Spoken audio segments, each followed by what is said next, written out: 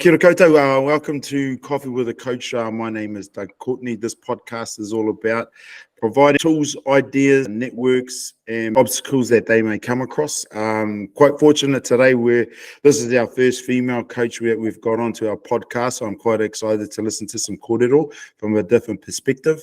This coach has been in the game for a long time. Her whānau has been in the game for a long time. So I'm pleased to welcome to the podcast Coach Mel Bennett. Kia ora. Kia ora, Doug. E mihi ana ki a koe I te ahiahi nei. Coach Mel, how did you get into the game, and especially how did you get into the coaching? So the game was a whānau thing through army when I was a young kid. There was a basketball club called Minties down in Burnham in Christchurch. So Dad was in the military, and we kind of connected with the Milner whānau who started up the club. And so Uncle Buff and Auntie Puss Milner kind of created that club, and I was the sweeper of the floor. I used to make the toasted sandwiches. I was too young to play, but I used to just hang out down at the gym, at the army gym, and just watch all the kids progressing, coming through at that grassroots level. And then when I was old enough, I just started having a go. And as years went on, just played up until kind of first division level under Joe Frost. And I've had many coaches over my time, but some instrumental ones were obviously my parents, auntie and uncle, the Milner whānau, and Joe and Mari Gordon, who was a taituma back then from Taumaranui. So she was one of my first kind of school coaches at Awatapu College.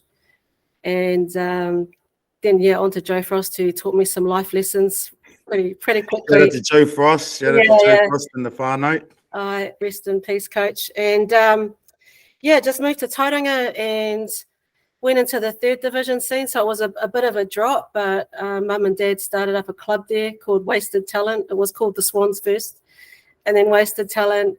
So I was just transitioning out of secondary school and went to Waikato University, played for the Nephites under Bebop Tapuki. And just kind of progressed from there. Didn't know if I was actually meant to play. I thought, because I had a bit of a mouth on me, used to get a bit snappy at my parents and stuff. And when it came time, I just kind of fell into coaching. It was just like in the right place at the right time, and put my hand up and had some really instrumental people along my journey. I think I started coaching at the age of 18. Leighton Hiddleton was in there. Shout out to Coach Leights. So it's kind of crazy that I was his coach, and he was at Mount College then. But since then, I just had my hand in that coaching space, but kind of went into it in the proper journey from about, I want to say 2010, when I hit the kind of development pathway with like Colin Driscoll. He chucked me in the deep end, man, at a cluster. Like back then, I think when Ollie Dudfield was running the HP program, they used to have clusters around the country. And Colin hit me up at a tournament in Taupo. I was coaching the Western Bay basketball women's team. He goes, I think you should, come along to Cambridge, to St. Peter's, and just have a look at what we're doing in the development space and trying to get on the pathway. And I rocked up and he goes, oh yeah, you're leading the session today. And I started shaking, and I was like getting the shivers, and I thought, no, actually I think I can give this a go, because the planning was already done, and haven't looked back since. Wow, that's definitely a journey for there. And then obviously with Coach Frost there and Colin Driscoll, because I've had a lot to do and intertwining with basketball tournaments and catching up with them. Colin Driscoll assistant coached me when we had our first pretty much under 17s New Zealand team. So, Wow, that's definitely a journey. So, being a female and being in the female space, how do you problem solve? I've only talked to the men coaches, and it's tough for them to speak about things that they need to get over or how they deal with stress. Tell us about how you navigate that space and overcome obstacles. Yeah, I'm not going to lie. It's been challenging. You kind of have to navigate through those spaces without catching feelings over things that happen. So like my mum's been my biggest kind of mentor in that space, and just to keep striving onwards and upwards with whatever challenge that you face. But a lot of it is around my values as a person. And I dig deep back into Te Ao Māori around kaitiakitanga, whanaungatanga, manaakitanga, and those are sort of what underpin my journey coming through. And if I'm in challenging times, then that's what I kind of reach back on. But as a female coaching, you know, as a minority and as a Māori especially, when I go to tournaments in the past, the referees, and I know a lot of female coaches because we've talked about this in some of our little workshop groups, is that the referee will go to our assistant coach who's a male or our manager who's a male with the score sheet and not approach us. Like, and I think it was just, you know, it was a little degrading. It was a little frustrating, but Did you have to educate those people, put them on the right path to say, actually, I am that person?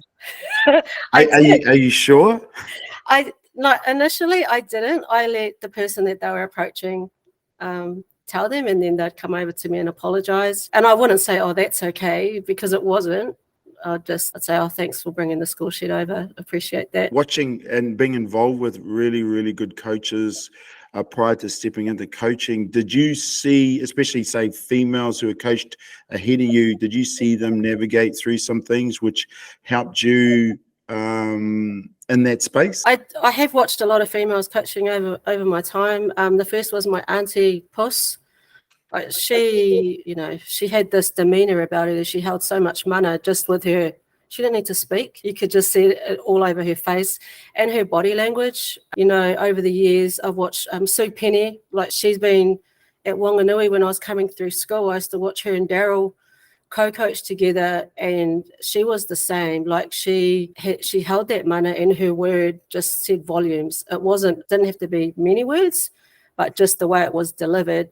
And then when I first started on the Koru pathway, Mata Cameron, I learned a lot from her. A little bit different, like she was a lot softer, but man, when she wanted to get something across, she certainly could. And so I've tried to watch a lot of coaches over time, both male and female, but for me, those three were all Māori women. And then I'm watching the younger generation come through as well, and how they kind of interact and build relationships and have a strong team culture, because we're more of those nurturers, like that auntie or that mother figure or that grandmother figure. And so I've particularly watched that. As mum was my coach as a kid, I look back now and I think, geez, I was a little shit to my mum, you know. No, don't say that. You weren't.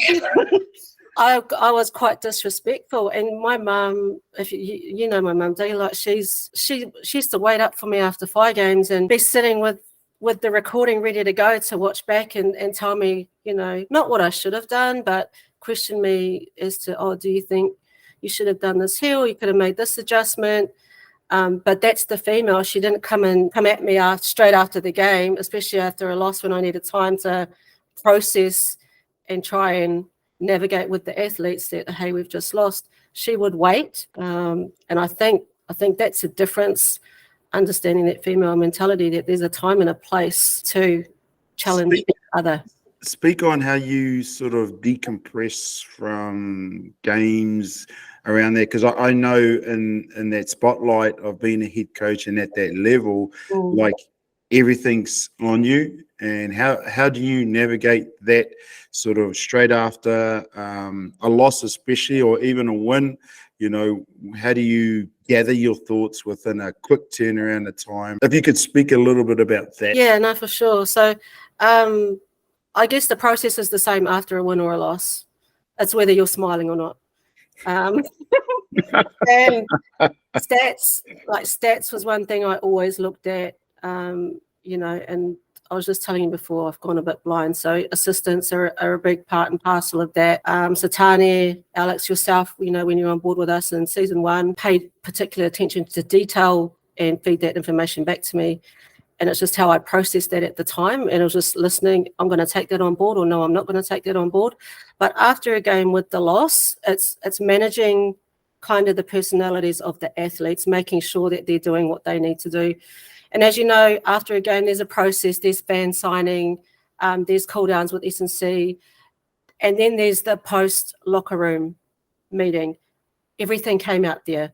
So it was making sure that you maintain professionalism, that you had a positive attitude around the fans and also, the crowd, the older ones that didn't go on the signing circle. But it was just trying to gather stats, get quick feedback from the assistant coaches about what particular message should be delivered post-game without deflating, but also holding athletes accountable about their performance.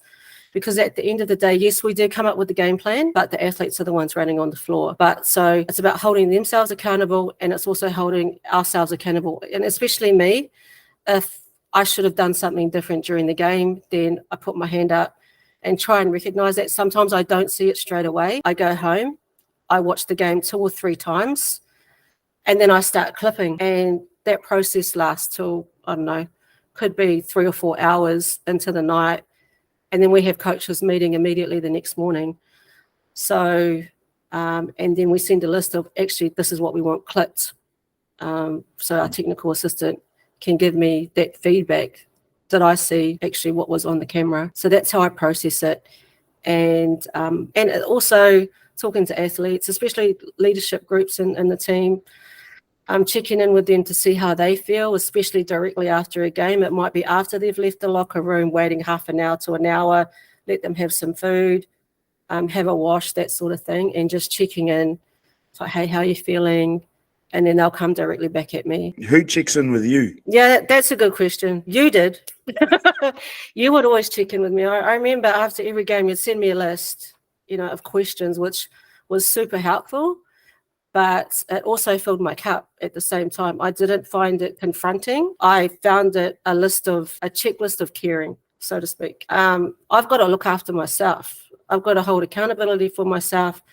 My whānau are great at checking in with me. The organisation, really hard because you're trying to win every game that you can, but you're also trying to entertain the crowd and build a spectator fan base. And with the Whai case, it was, hey, we've got a men's team coming up.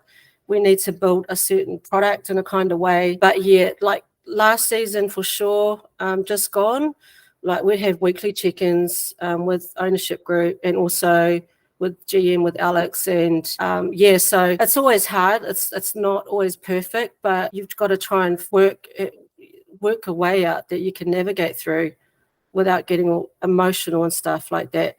I have to do my job at making sure that I'm looking after myself in terms of, miri was a big thing for me.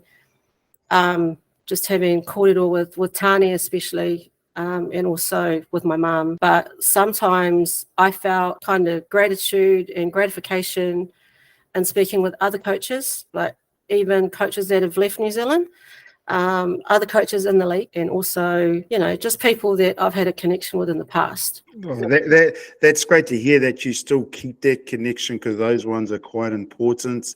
Not even talking X's and O's, just a general catch up and how's things going. And then while you're doing that, because I know, correct me if I'm wrong, the female space is quite small. Do you, like you spoke on it before, you speak to people that are in the league, bounce ideas off, and you're looking through it a different lens, whereas me as a men's coach, I was quite fortunate there were quite a few people that I could talk to about certain situations, not even talking about X's and O's, was just general, how do you deal with this? I've got this person doing this, can you help me navigate through the... So how many times do you sort of catch up with those people? Oh, by message, like every couple of days. It's not the same person. It could be a different person. Or actually those people can feel something and they message me. Yeah.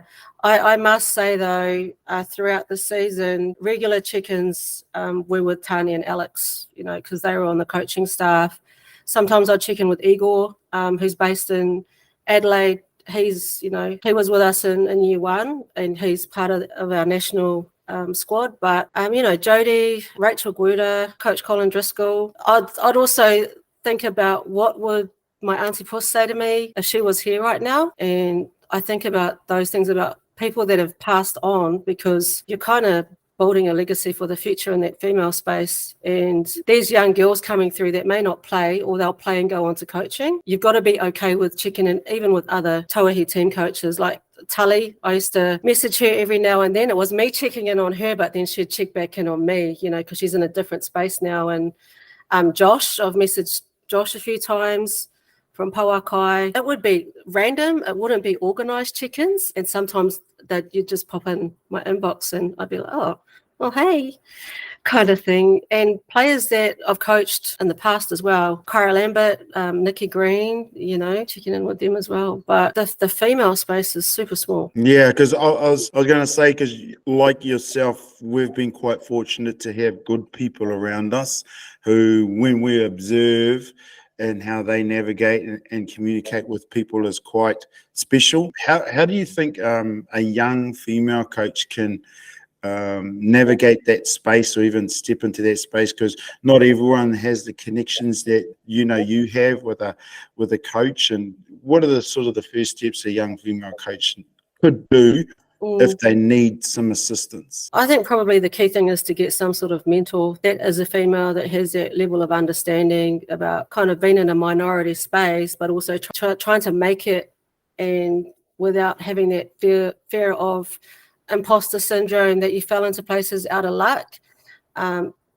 People fall into spaces and places because of work ethic, because their application has been, outstanding, because their interview has been great, or because they've made meaningful relationships with athletes and it stood out to someone that's at a hierarchy that wants to hire them. So mentoring is a huge piece of that, and mentoring can be in many shapes and forms. It could be, a face-to-face catch up at a camp like we just recently had. We had a couple of youngins there that came along that are coming through that system. Or I think it's my duty as someone that's been around the block for a little bit to reach out to coaches that I see at tournaments when we're like scouting, to go up to them and introduce myself, and if they need help, give them my number on WhatsApp or whatever. But one of the most important things that we've built is a group called Te Whāriki Hau. And that's been built by a small group of us older kind of female coaches that are trying to build a connection piece where people feel comfortable about reaching out to us and asking questions. So there's, there's Leanne, there's Jodie, there's Justine, there's Bronwyn, myself, Maldana. Like, we all got together, and that was on the back of a Tall Ferns camp. And luckily, Coach Guy Malloy provided a space for that. And you've got some awesome people around the country. Laurie's down in Canterbury. You've just got to tap into the right people. That sounds like an awesome space, just obviously as a female coach, just to speak about any topic, what's going on in people's lives, how can we help them. And that is a powerful place to be in, to be able to randomly just message someone, fire that thing off, regardless of what time of the day or night, and know that you're going to get a response, which is pretty awesome, because not many people in that space have that. It is awesome. And Basketball New Zealand also have an emerging leaders program where you can, mentor others. There's Te Hāpaitanga Satellite, which is an online forum with High Performance Sport New Zealand, and you can cross-code mentor. So it's not just our sport, it's other sports where there's challenges for female coaches. Te Hāpaitanga, there's, Core Knowledge, which is another space. Your local RSTs have spaces as well, and people that you can connect with if you don't feel comfortable connecting with any of us, because, sometimes people think we're a bit scary, but actually we're not. Sometimes they do. Sometimes they do think you're a bit scary. Yeah. Coach Trent Adams, too, also alluded to down the same track, as just firing off a message to say, hey, Mel, I love the way you do this. It'll be great to have a chat about it later on. It's any time of the day, and it's about any content that you wish to share. It doesn't have to be about X's and O's like I spoke about before. He was in a space where something had happened and people were giving him messages, but it's just like, that was fantastic, but also message people when they're doing really, really well as well. It's great to check on people, but check on both ends of the spectrum, whether you're losing or winning. Checking on people is checking on people. It is, and especially when people are internationally doing well, they've moved from our small part of the world into such a bigger space. I always send out congratulations, like even if it's not a coach, if it's athletes that are playing in Europe, or like for instance, Michaela Cowling is over in Poland, and I check in her at least twice a week, and McKenna Dales in Bendigo, and I'm going to see her next week. But it's just keeping those connection points and just making sure that you let them know that you're in their corner no matter what, no matter if stuff's falling down or if they're going through a high. There's always a low light and a highlight in people's careers and journeys, and you need to kind of make sure you let them know that you're supporting them. That's fantastic, because it's like in most areas of your life, it's about the relationships you build in the context that you have. And if it's a real contact and a relationship you feel strongly about, more than likely you're going to message that person or receive something from them. Yeah, and that's going to go on forever, that relationship.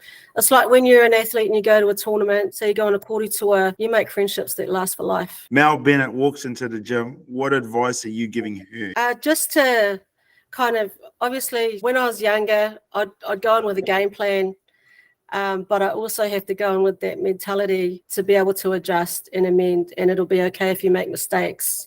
Because that's how you learn. So I would say to my young self is to just kind of stick to your values, stick to your planning, and trust your gut when it's time to change it up. Because that's one thing in coaching is you have to be able to adjust on the fly. And another thing is to keep your athletes in check, but also try and empower them as much as possible, because if your athletes have a negative experience, then they're not going to want to come back. That's pretty impactful. The other thing too is I wanted to ask is, how do you become a mentor? So because the female space is not super small, but it is growing, which is great to see. But how do you become a mentor, or how would you like to see that sort of happening? Obviously, I don't want to turn it into a hierarchy thing where this person's a mentor. Like you said before, anyone can be. How do you become one of those? There's different types of mentors, right? Like you could, if you split kind of, I kind of look at 4 different ways of mentoring from whare tapawha. So there's like, you can come in at a tinana level, and I put the technical stuff into that basket. You could come in at a whānau level, building and connecting relationships, hinengaro, mental health, wellness, and there's the spirituality side as well. So, and that's about respecting values that each person has, but there's no certain criteria or hierarchy to being a mentor. Everyone has some sort of value to offer. Like an athlete could mentor me, honestly, because if they've played professionally, and obviously I haven't, they could mentor me about that professional space that they've been in and what they did and what worked and things like that, potentially. Yeah, and what works on game day for them. Like, how am I going to know what works on game day? Because I'm not an athlete. I'm trying to navigate a program that would work best to their needs, and we just adjust from there. A chaplain, I'm not an expert at chaplaincy, or I'm not qualified in psychology or anything like that. All I know is that I've navigated myself through the coaching space. So I could come in and mentor around coaching, being someone that coaches with Te Ao Māori values, is strong in team building and building a team culture. Like, that's something I think I'm good at. I might go to someone else for technical, tactical mentoring, for yourself, for instance, to Alex, for instance, to Guy Molloy, for instance.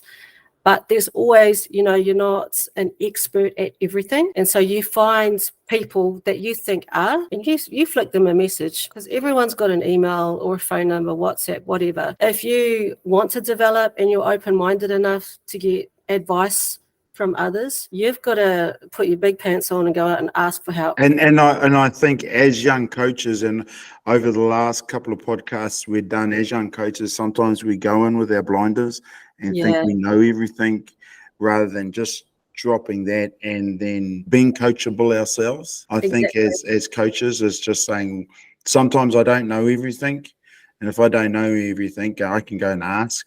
But I can go and ask the right people that I value their opinion. Yeah, no, that's exactly how it is, Doug. And I remember being one of those young coaches. I think my first quarter tour, Jeff Green and Mel Young were on the tour, and it was my first tour. I was packing, and you take advice from whoever you can get it from.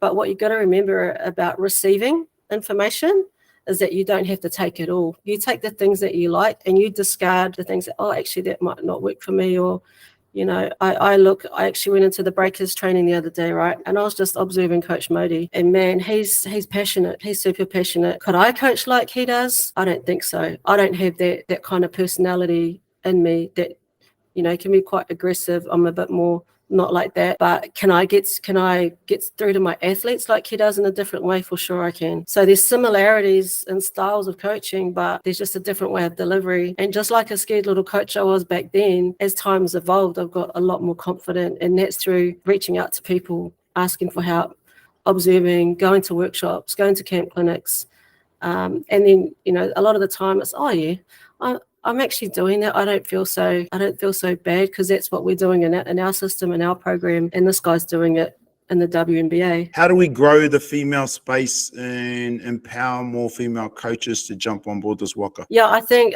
associations and grassroots level is really key to that, and I've just entered into working in the association space, in the community space, and so I'm keen to be one of the drivers for that. And I know that other female coaches are, but there's also other male coaches that could be growing. Do we combine? I don't know what the formula is right now, but we do need to offer a lot more coach development within New Zealand, and that's why we're part of the coach leadership group, and I'm hoping that will grow and evolve over time. But we need to put our hands up and be willing to help drive that space, so people feel comfortable enough to come in without all the politics that are involved with every other pocket of the country. Like, we just need to combine and work together and kind of all row in the same direction, so to speak. I know that's it's a hard thing to do, but for the good of the game is bigger than anybody. Yeah, I do follow those same sentiments. It's about the game itself and what's best for that, but coaches have so many personalities that they want to get out of it. But I do think we need to grow that female space in terms of coaching and mentoring.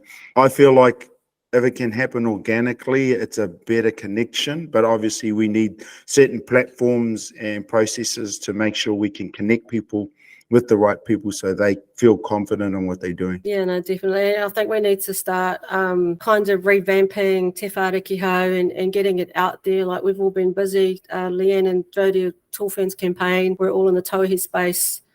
We wear multiple hats, and we've been drivers, same with Rachel, same with Bronwyn, with Westlake and all of the teams that she coaches. But there's some young coaches coming through in different areas that we could, bring alongside us on the journey and help grow that space for sure. And I know Auckland's, since I've been here for a week, are screaming out for workshops or professional development opportunities for female coaches, so they have a safe space that they can speak freely without feeling whakamā. Yeah, because it was quite a different space where I was in last week. Had an opportunity to go along to the Bob McKillop camp.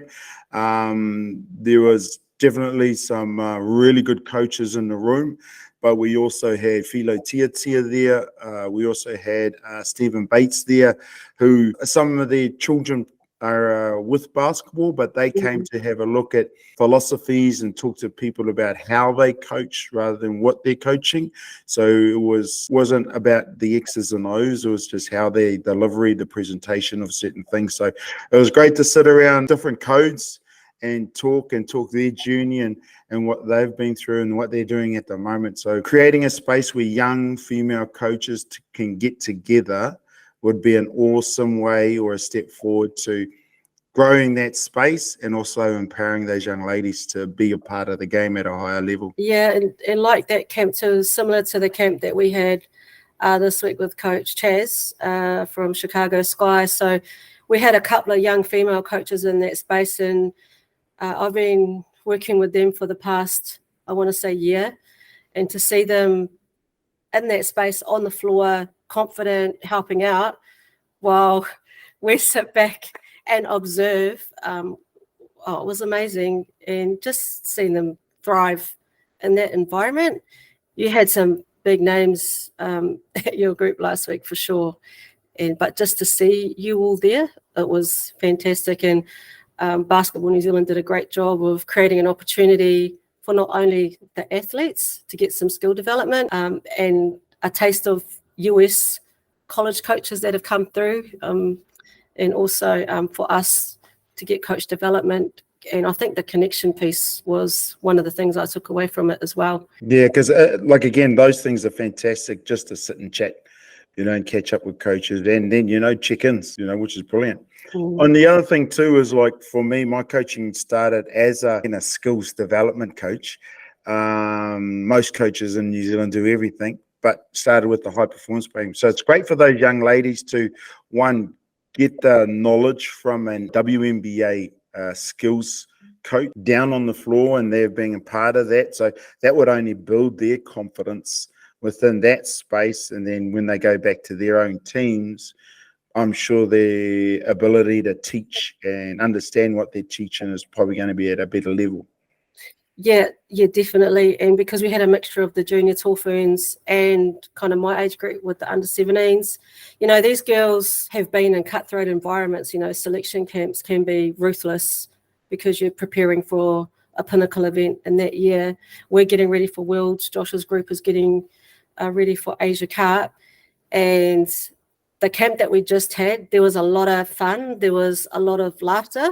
But there was also a lot of, I call them fundies or fundamentals, that built up to the concepts and actions, which built up to quickly, like he layered really quickly and spreading the floor, 5-out kind of offense, really simple. And it just built up really quickly. And the energy and the intensity, very, very good. You're getting ready for a World Cup, World Champs. Yeah, World Champs. Yeah. So tell us how you're navigating that, because obviously logistically you've got something prior to leading up to that camp. How much of Te Ao Māori is in your decision making when you're formulating that camp? And with a female lens, how are you navigating obstacles to get your young ladies to perform at the best possible point in the tournament or leading up to it? Yeah, I guess I'll start back with Oceania, because there's a bit of whakapapa to what we've been doing. So year one, our first camp, our regional camp, our 4 camps around the country, all started with tikanga. So there was karakia timatanga, karakia whakamutunga, karakia for the kai. Like, we started everything, we embedded it right from there. I want to say over 50% of our coaches that we brought in all did their pepeha at camps that we went to. And girls that had pepeha would then introduce themselves. So there was that element of whanaungatanga right from the get-go. In terms of kind of leading into the national camp space, Blackie Tohiaraki came into the St. Kitts, camps that we had for national camps in Mihi Whakatau, and LK, who was the GM back then, created space for that to happen. But prior to that, Guy Malloy created space in one of the Tall Ferns camps. And so it kind of was trickling down. So all of and Leighton was a big supporter of this too, because we had camps together, right? So he was instrumental in allowing space for that to happen. And our real Māori speaking athletes would take a leadership role at those camps. But I think in between the regional camp and the national camps, that whanaungatanga and manaakitanga continued, where we looked after the athletes by regularly checking in. So we had our apps that we used. Back then it was Own Your Goal, now it's Kairos. But then we had a WhatsApp chat with all the staff, the athlete and their whānau. So it was a space just for the athlete and their whānau to ask questions, send videos, send links, especially if they were internationally based. And just keeping that connection and that kōrero flow going. Yeah. It's in the forefront of their mind that even though camp's finished, this is still going on. Now, I want to say the tech-tacky side of the camp, the evaluation, the feedback was still delivered, but through the app. But I also did a report on each athlete, just so it was broken down and they were very clear with their verbal report and their written report where we were coming from, kind of thing. And so they had clarity and transparency around the selection process. Leading into kind of our tours, our pre-departure camps, our first one to Guam, we had haka practice, we had waiata practice, we had mihi whakatau, we had it all. Every kai we had karakia. So there was always that element of Te Ao Māori in there. And then we, split into groups. So we had like little groups, which in my mind were whānau groups. Eagle had a group, Sarah had a group, I had a group. But just trying to check in with our athletes on and off the court. Now, we're on our Basketball New Zealand's been through a turnover of staff within HP. And so we were very hands-on prior to I want to say we went to Jordan, and Paul Downs, the GM. So we had Leonard King, Chelsea Lane, and now Paul Downs, 3 really amazing people. And Paul's a get-it-done person. He's allowed space. And you would have seen that last week. With the mihi whakatau, the poro aki, Blakey coming in, the taonga, the pounamu that was shared as a gifting. I think it's, they've allowed that space for that, and I think it's just awesome. And especially for obviously being from Aotearoa, that cultural aspect is heavily woven through, I know through our family and through yours and through every team that we've been in, there's been an aspect of Te Ao Māori. So especially now at the national level, that should be the norm. Yeah, you look at the Tall Blacks, right? They've got such an amazing tukaha culture, and that whakapapa's been going since, Paura Winitana, that era, Pauli Henare, that era coming through, and that's their legacy. And as a junior national kind of age group space, we kind of need to be working towards that, not necessarily that, but we do need to have an element of that for, kind of our culture to come through and keep thriving in the space without losing it. And even with whai, we had mihi whakatau for waiwai tapu for teams that had never stepped into our whare before, into the German. Our imports, they learned the waiata off by heart this year, and it's just real good space. And I just want to thank my whānau and my brother especially, for keeping that alive for us, because it was really important to me. And when the whai was gifted that name, all of the iwi and consultation that took place, that's something that it wasn't a promise, but it was something that we committed to carrying on, especially in Tauranga Moana. So I hope that continues. With the, I don't know if it can with the men's team, because it's a different schedule. The whai holds a special place in my heart, and the space that the Millers and the ownership group and Alex allowed me to create in that space with my whānau, and especially working for Ngai Te Rangi Iwi, that was something that was different to every other franchise in the league. It's definitely special to have a team in your area where you're born and been brought up, but to have 2 teams in that area, and that has been the first ever, is definitely something special. And I'm sure the whai will carry that on.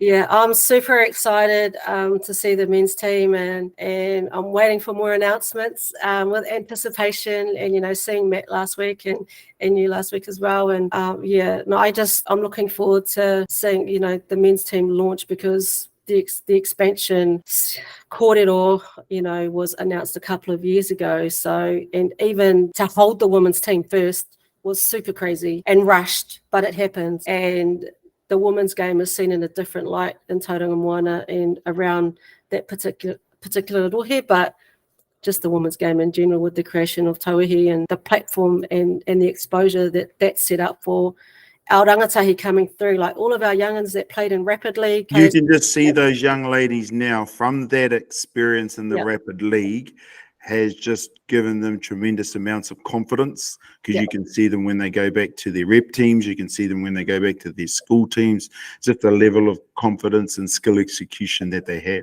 It also has given coaches an opportunity to coach consistently at a high level, so only building their own capacities and filling their kitty up with stuff that they need for not just then and there, but for later on down the check. So I hope that that continues in the women's space, and to provide young women coaches an opportunity to see that high level but then to be involved in that high level is only going to grow our sport in that space. Yeah, no, yeah, I do hope they continue the Rapid League as well. I mean, how great was it that our assistant coach could coach Rapid League last season, and I'm sure that's helped his growth. And I've seen other coaches coach the Rapid League as well.